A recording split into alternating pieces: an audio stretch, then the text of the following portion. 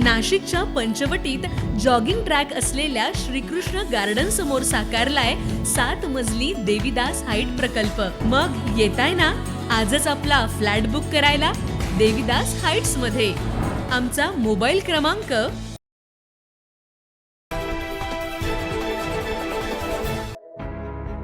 नाशिक महापालिकेच्या महापौर आणि उपमहापौर पदाची निवडणूक प्रक्रिया आज पार पडली। मनपा निवडणूक प्रक्रियेत वेगवेगळे लढलेले भाजप आणि शिवसेना शिंदे गट पुन्हा एकत्र आले। या युतीतून भाजपच्या हिमगौरी आडके यांची महापौरपदी तर शिवसेना शिंदे गटाचे विलास शिंदे यांची उपमहापौरपदी निवड करण्यात आली।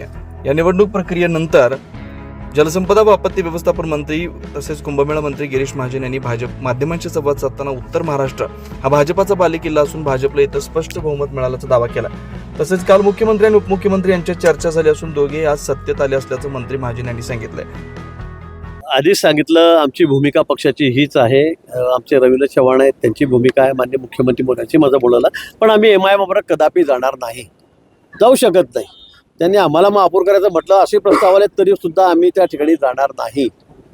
आम्ही त्या ठिकाणी तटस्थ राहू।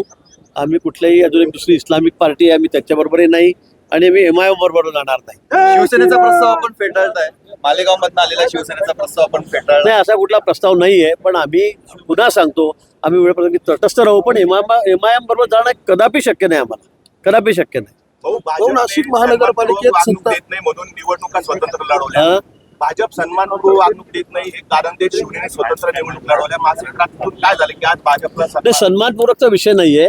दादा भुसेंचं माझं पुन्हा सुरुवातीला बोलणं झालं तेव्हा त्यांनी 45 जागांची मागणी केली होती, नंतर ते 40 जागांवर आले होते। पण ऑलरेडी आमचे जवळपास 67 आणि 10 77 नगरसेवक आमच्याकडेच होते। त्यामुळे मग एवढ्या जागा दिल्या तर मग आमचे नगरसेवक जे सिटिंग आहेत त्यांनाही आम्हाला जागा देता येत नव्हत्या, तिकीट देता येत नव्हतं, आणि त्यामुळे मग आम्ही स्वतंत्र लढण्याचा दोघांनी निर्णय त्या ठिकाणी घेतला। अतिशय मैत्रीपूर्ण आमची लढत झाली, त्यांच्या जागा 26 आल्या, आमच्या 72 काही हरकत नाही, सायझेबल आकडा आहे, आणि आता तर आम्ही 100 पार केलेले दोन्ही मिळून। भाऊ संजय शिरसाट काय अजून तसं काहीही बोलणं झालेलं नाही किंवा ठरलं नाही। त्यांनी सांगितलं आम्हाला महापौर पद उपमहापौर पद आम्हाला द्या, आम्ही त्यांना ते दिलेलं आहे। संजय शिरसाट यांनी असा दावा केलेला आहे, शरद पवार 2022 मध्येच NDA मध्ये सहभागी होणार होते, मात्र काही खात्यांवरून ती चर्चा थांबली। आता पुन्हा एकदा ह्या चर्चा सुरू झालेल्या आहेत, कितपत खरं वाटतंय? नाही, मला या बाबतीमध्ये काय शिरसाट साहेबांना जास्त माहिती असेल, पण मला काय या बाबतीवर फारशी माहिती नाहीये।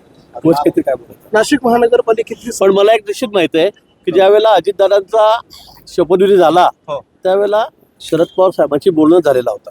हे सूर्यप्रकाश इतकं स्पष्ट आहे, हे अनेकांनी सांगितलं आणि दादांनी सुद्धा स्वतः सांगितलंय की बाबा मला तुम्ही हो का सांगितलं, मला पुढे जा म्हणून का सांगितलं, ही वस्तुस्थिती आहे।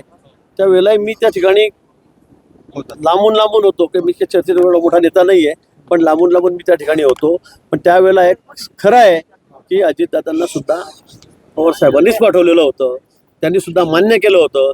जागांचं वाटप त्या ठिकाणी म्हणजे अगदी सगळ्या पद्धतीने कुठल्या जागा पालकमंत्री कोणी व्हायचं, खातं कोणते द्यायचे, काय द्यायचं हे सगळं ठरलेलं होतं, आणि स्वतः अजितदादांनी सांगितलेलं आहे। हे रेकॉर्ड आहे, मी सांगतो म्हणून नाही, त्यातले आय विटनेस अजितदादा आहेत।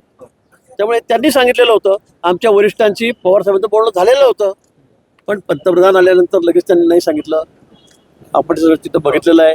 नंतर पुन्हा मग शपथविधीला त्यांनी मान्यता दिली अजितदादांच्या, ते झाल्यावर पुन्हा ते त्यांनी पिछेमूड का केलं या बाबतीत ते सांगू शकते। यावेळी आगामी कुंभमेळ्याच्या पार्श्वभूमीवर नाशिकमध्ये मोठ्या प्रमाणात विकास कामं सुरू असून कुंभमेळा होईपर्यंत आपला मुक्काम नाशिकमध्येच असणार असल्याचं मंत्री गिरीश महाजन यांनी स्पष्ट केलंय। 9 न्यूज महाराष्ट्रासाठी प्रतिनिधी इसाक कुरेशी, नाशिक।